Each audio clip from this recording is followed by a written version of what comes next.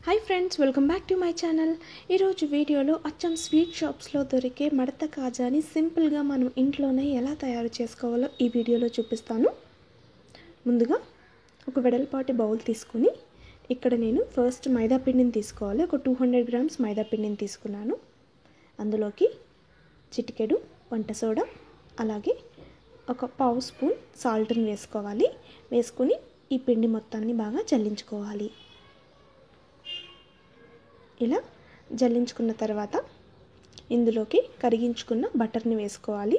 ఒక 3 స్పూన్లు బటర్ ని వేసాను। ఇప్పుడు ఈ బటర్ వేసుకున్న తర్వాత పిండిలోకి బటర్ అంతా బాగా కలిసే విధంగా ఒకసారి బాగా కలుపుకోవాలి। నార్మల్ గా స్వీట్ షాప్స్ లో అయితే డాల్డా వేస్తారు, నేను ఇక్కడ బటర్ యాడ్ చేశాను। తర్వాత కొద్దిగా వాటర్ వేసుకుంటూ మనము చపాతీ ముద్దలాగా పిండిని బాగా కలుపుకోవాలి। పిండిని ఎంత బాగా కలుపుకుంటే కాజాలు అంత బాగా వస్తాయి।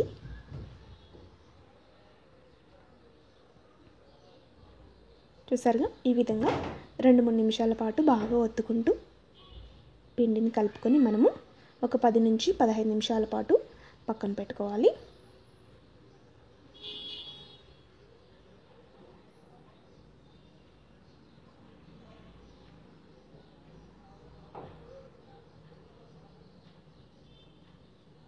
ఈ విధంగా మనము పిండిని కలుపుకొని పక్కన పెట్టుకోవాలి।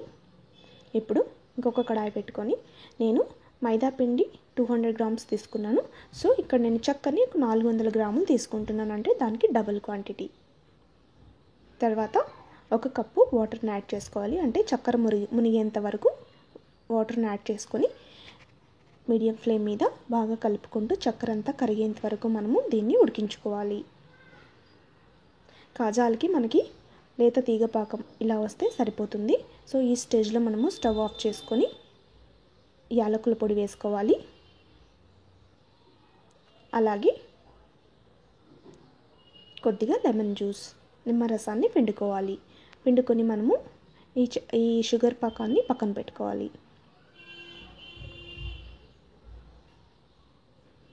ఇప్పుడు మనము ఆల్రెడీ కలిపి పెట్టుకున్న పిండిని ఒకసారి బాగా కలుపుకోవాలి। కలుపుకొని ఇలా పెద్ద సైజు ఉండల్లాగా చేసుకోవాలి। మనం ఇప్పుడు కొద్దిగా పిండి వేసుకుంటూ బాగా పలుచగా చపాతీలాగా పెద్దగా రుద్దుకోవాలి। ఎంత పలుచగా అయితే అంత పలుచగా రుద్దుకోవాలి।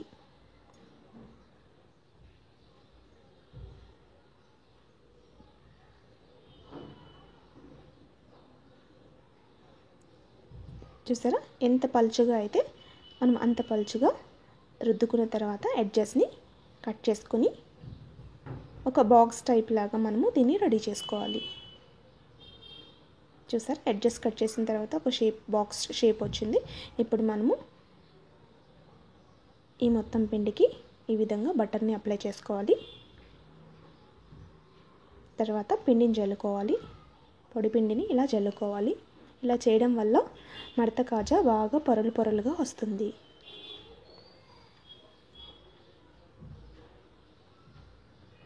తర్వాత మనము మెల్లగా అంచు నుండి మడుపుకుంటూ రావాలి। ఇలా రోల్ చేస్తూ మనము చివరి వరకు మర్చుకోవాలి।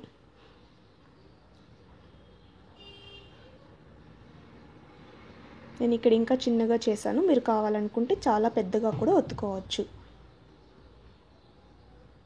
చివరలు ఊడి రాకుండా కొద్దిగా తేమతో కానీ లేదా ఇలా బటర్తో కానీ మనము అతికించుకోవాలి। అతికించుకున్న తర్వాత ఒకసారి ఇలా రోల్ చేసుకోవాలి। రోల్ చేసుకొని ఇప్పుడు చాకుతో మనము చిన్న పీసెస్ లాగా కట్ చేసుకోవాలి। ఈ విధంగా కట్ చేసుకోవాలి।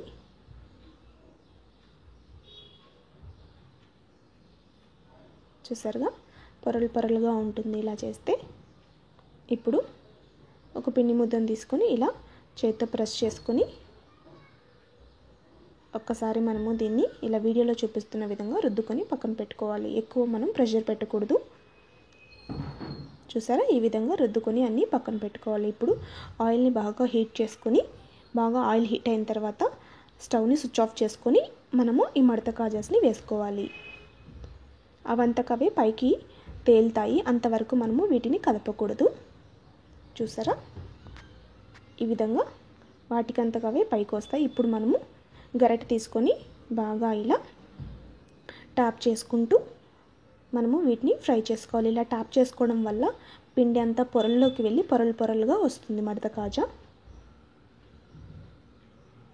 చూసారా, గోల్డెన్ బ్రౌన్ కలర్ వచ్చేంత వరకు మనం వీటిని ఫ్రై చేసుకోవాలి. ఇప్పుడు మడత కాజా బాగా ఫ్రై అయ్యాయి. వీటిని తీసేసుకుందాము. తీసేసుకొని వెంటనే చక్కెర పాకంలోకి వేసుకోవాలి. మెల్లగా మనము చక్కెర పాకంలోకి వేసుకొని 1 నిమిషం పాటు అలాగే ఉంచేయాలి.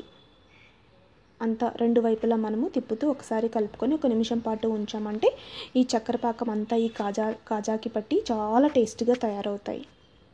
చూసారా, అచ్చం స్వీట్ షాప్స్లో ఉండే మడత కాజా మనం ఇంట్లోనే ఎంత సింపుల్గా తయారు చేసాము. ఫ్రెండ్స్, ఎలా ఉంది ఈ వీడియో? మీకు నచ్చిందా? నచ్చినట్టయితే లైక్ చేసి, షేర్ చేసి, సబ్స్క్రైబ్ చేయడం మర్చిపోవద్దు. Thank you.